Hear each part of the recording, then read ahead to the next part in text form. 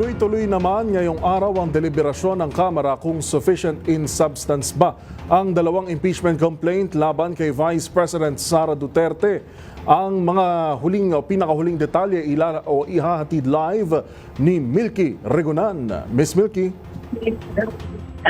Well, hindi biro ang banta ni Vice President Sara Duterte sa buhay ni Pangulong Bongbong Marcos, First Lady Lisa Marcos, at dating House Speaker Martin Romualdez.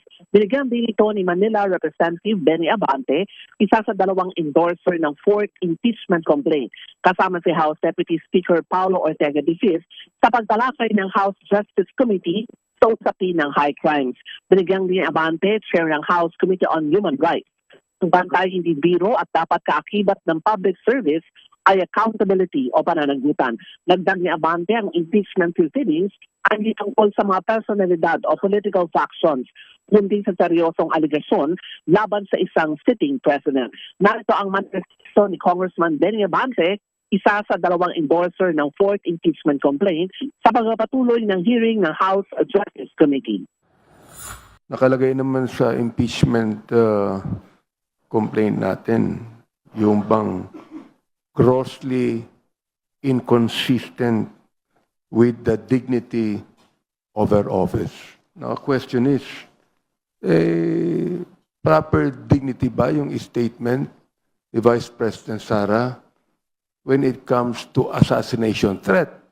Hindi lamang assassination threat, Madam Chair, assassination plot, sapagkat meron na po siyang hinire na assassin. Sinabi niya sinabi niya, hindi joke yan. Pangalawa, yun po sinasabi nating gross exercise of discretionary powers. Yung pa'y kasama pa sa tinatawag na discretionary powers ng Vice President to threaten the President. Hindi na pinag-uusapan dito yung sedition.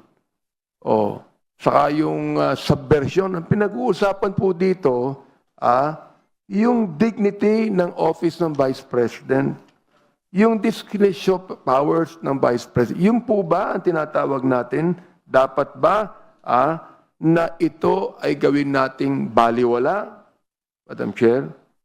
So while the VP may claim her remarks were not serious, a high-ranking official threatening the life of the head of the state is a high crime and a threat to national stability. Ang naging manifestation ni Manila Representative Benny Abante, isa sa endorser ng fourth impeachment complaint laban kay Vice President Sara Duterte.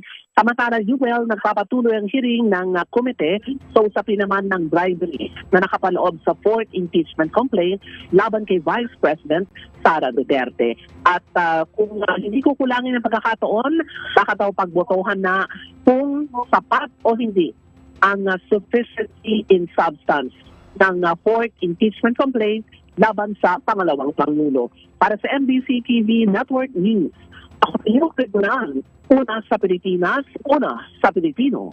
Live mula sa Kamara, maraming salamat, Milky Regunan.